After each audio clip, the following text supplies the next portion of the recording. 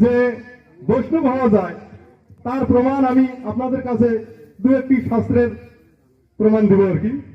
তো বিষয়টা হলো যে আমাদের যে বৃদ্ধ মাতা পিতা রয়েছে, এই বৃদ্ধ মাতা পিতাকে আমরা অবশ্যই সেবা যত্ন করব, তাদের কাছে আশীর্বাদ নিব। তার কারণ কথায় বলে যে মা বাবার আশীর্বাদ বা পিতা মাতার আশীর্বাদ খাওয়াছা দুধ ভাত। তো পিতা মাতার কাছে আশীর্বাদ নিতে হবে, আশীর্বাদ না নিলে কিন্তু হবে না।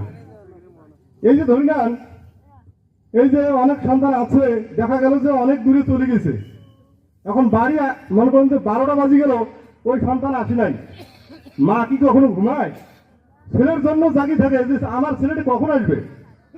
যেমন ধরে নেন, আজকে আমি আপনাদের সিংড়ি এলাকায় এসেছি, আমার মা কিন্তু আছে, আমার মা কিন্তু আমি যতক্ষণ যাব না আমার মা কিন্তু ঘুমাইবে না, কারণ যে আমার ছেলে কখন আসবে।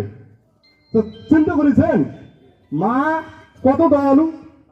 আর এই মাকে আমরা চিনি না, অনেক সময় মার হাতে খাই না, মাকে অপমান করি, বাবাকে অপমান করি, এগুলো কেমন কথা? মাকে অবশ্যই চিনতে হবে।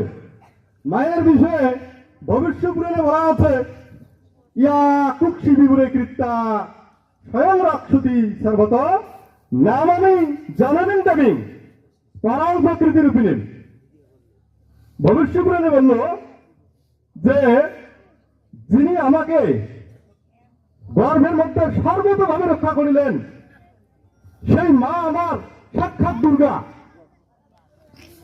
সেই মা কি সাক্ষাৎ পরা প্রকৃতি রূপিণী, তার মানে পরা প্রকৃতি মানে সাক্ষাৎ দুর্গা।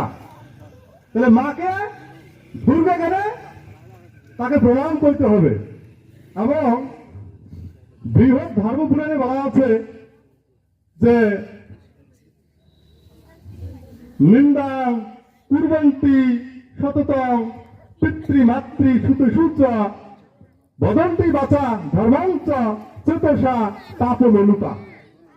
এর বাংলা অর্থ হচ্ছে যে কলিযুগে মা থামো থামো থামো, কলিযুগে মাতা পিতার নিন্দা করিবে সন্তান, মধুর বাক্যে মুখে বলিবে ধর্মের বিধান, ধর্মের নামে অধর্ম করিবে সবাই, কলির যে ঘোর নরক, কোনো মুক্তি নাই। এই কারণে আপনারা পিতামাতার যত্ন নিবেন, পিতামাতার সেবা শুশ্রূষা করিবেন, তাদের আশীর্বাদ নেবেন। তার কারণ পিতামাতার আশীর্বাদ নিলেই যে স্বর্গ পাওয়া যাবে এর প্রমাণ